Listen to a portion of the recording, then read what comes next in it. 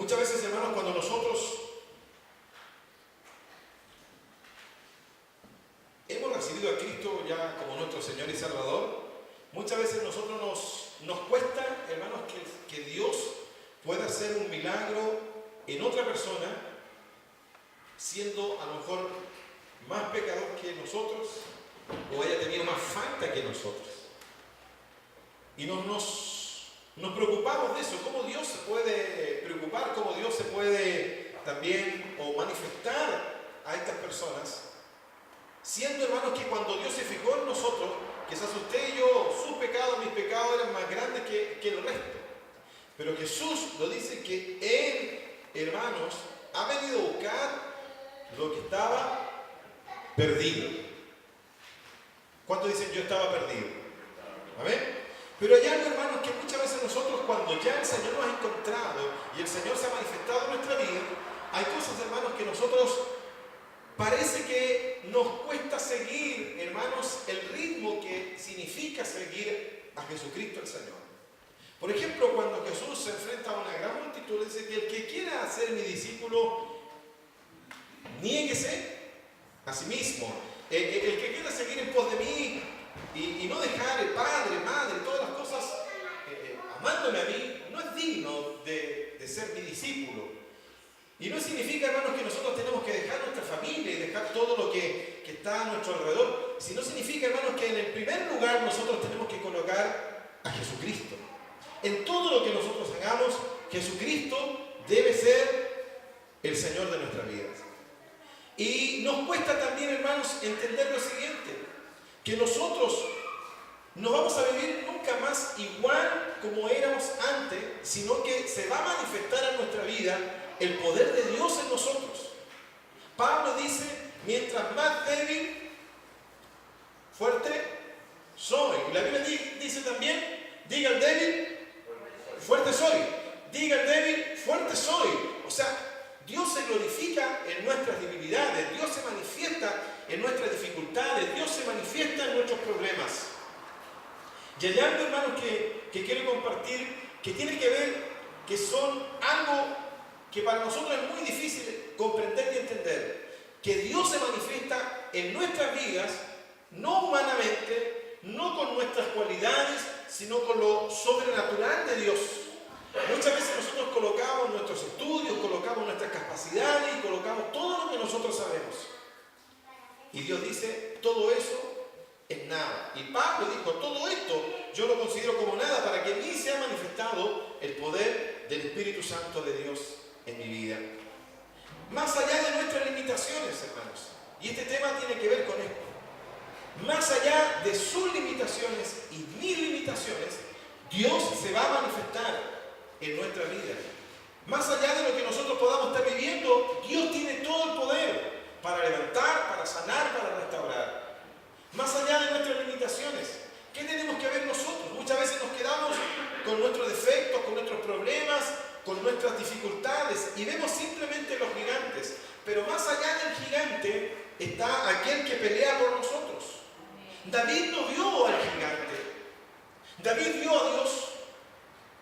David, hermano, no vio a Goliat, no vio al tremendo ejército, al tremendo hombre que estaba frente a él. Él estaba viendo a Dios.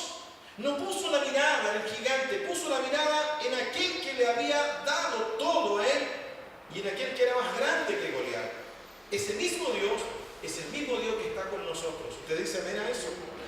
Entonces nosotros tenemos que aprender a ver más allá. Para poder avanzar más allá de tus circunstancias actuales, debemos ir más allá de nuestras limitaciones actuales. Usted y yo muchas veces vemos todos nuestros defectos, incluso usted y yo agrandamos nuestros defectos.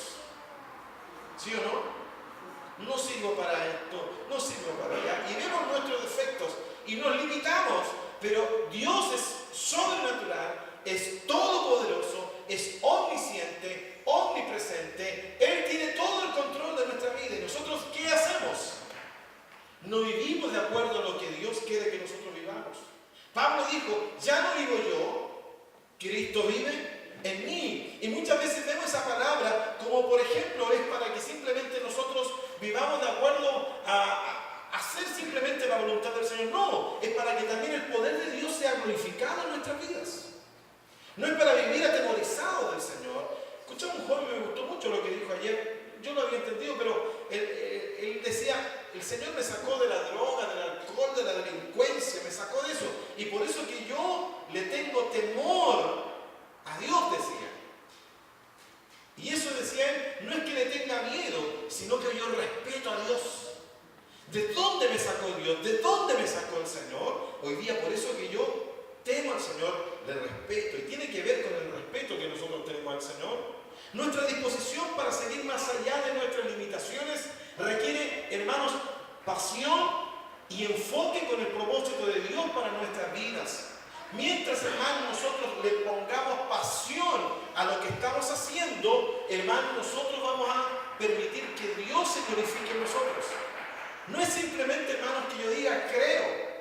Hay que decir yo sí creo y creo que Dios va a actuar en nuestras vidas. Hermanos, muchas veces lo primero que viene cuando está el problema, la dificultad, viene una angustia y una depresión que no nos permite ver más allá de lo que está frente a nosotros, más allá del problema, más allá de la dificultad, más allá de la enfermedad. Está Dios, está Jesucristo, está el Espíritu Santo que a nosotros nos quiere levantar.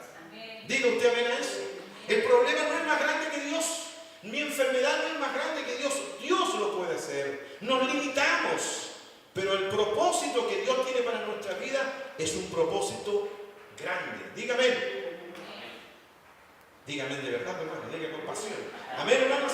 Cada vez que se abre una puerta de oportunidad, hermanos. Mire, y porque nosotros vivimos, ahora llegó la bendición y parece que no va a suceder nada malo. Escuchen esto.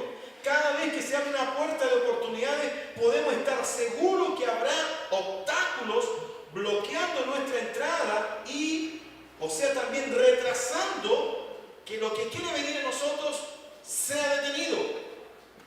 Cada vez que hay una oportunidad, cada vez que hay algo que quiera venir a nosotros, cada vez que el Señor quiera abrir una puerta, va a haber alguien que quiera interponerse o se va a cruzar nuestro camino en nuestra vida para que no venga eso. ¿Cuánto dicen amén? La Biblia, hermano, nos enseña muchas cosas. Dice que diga el débil, fuerte soy. Por ejemplo, el que no tiene fuerzas, dice que recibirá fuerza. Él da esfuerzo al cansado y multiplica las fuerzas al que no tiene ninguna. Dios está ahí para darnos fuerza a nosotros. ¿Cuánto necesitan fuerza del Señor? Entonces, hermanos, cada vez que hay una oportunidad, hay alguien que se va a interponer. Un buen ejemplo de esto es que la experiencia de este hombre, Zaqueo, un hombre de recursos económicos significativos, un hombre que era millonario, un hombre que tenía mucha plata, un hombre, hermanos, que quizás para en este tiempo no tiene ninguna necesidad, pero había un vacío tan grande en la vida de Zaqueo. Yo no sé qué problema, la Biblia no lo dice, pero qué problemas tendría en la familia, qué problemas tendría a lo mejor con sus hijos, qué problema tendría con su entorno. Pero este hombre dice, yo sé que Jesús va a pasar por aquí, voy a salir de mi comodidad, voy a salir de lo que yo estoy viviendo y me voy a encontrar con Jesús. Un hombre pequeño. Se calcula que este hombre tenía hecho 1,40 m, 1,50 m, era chiquitito, porque antes la gente no era tan grande como ahora. ¿Ven? Eran más chiquititos, y ahora somos un poco más grandes. Entonces, hermanos, este hombre tenía una limitación, no era económica, sino que había una falencia en su vida espiritual que necesitaba que alguien llenara ese vacío. Entonces, hermanos, nos dice como que Zaqueo avanza más allá de sus limitaciones. ¿Y qué es lo que hace este hombre, hermanos, para encontrarse con Jesús? Él era pequeño, era chiquitito, pero él dice, yo me voy a subir a un árbol. ¿Y cuál es su árbol en esta hora? Usted se queda ahí nomás esperando que Dios haga algo. No, yo tengo que hacer, yo tengo que dar pasos de fe, yo tengo que activar cada palabra. En las iglesias hoy en día se han llenado de palabras, de teología y de muchas cosas, pero no viven la palabra, no hacen la palabra, no actúan la palabra, no caminan en la palabra, porque para andar en esto hay que dar pasos de fe.